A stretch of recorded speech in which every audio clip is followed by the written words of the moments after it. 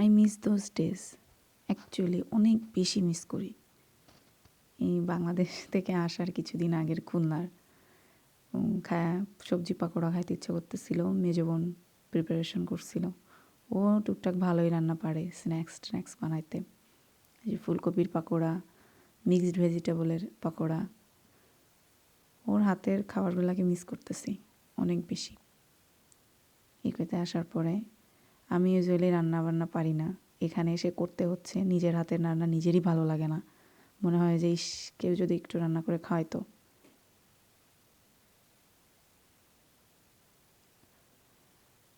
আমার বোনের অ্যাকচুয়ালি সে ট্যালেন্টেড রান্না বান্নাতে, এবং ওই দিনের খাবারগুলো খুব মজা হয়েছিল। এরপরে গেছিলাম নিউ মার্কেটে আইসক্রিম খেতে, ও আর আমি।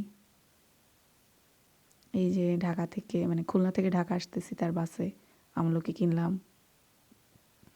এটা বাদাম আর চানাচুর মাখানো, এটাও ভালো ছিল, যদি একটু ঝাল ছিল।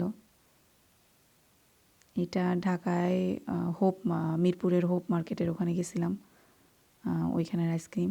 ওখানে গেছিলাম, আমার ফ্লাইট ছিল শুক্রবার, বুধবার গেছিলাম।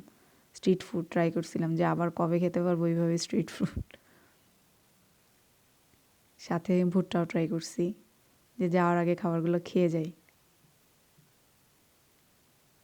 অনেক মিস করি বাংলাদেশকে, অনেক বেশি, সব কিছুকে।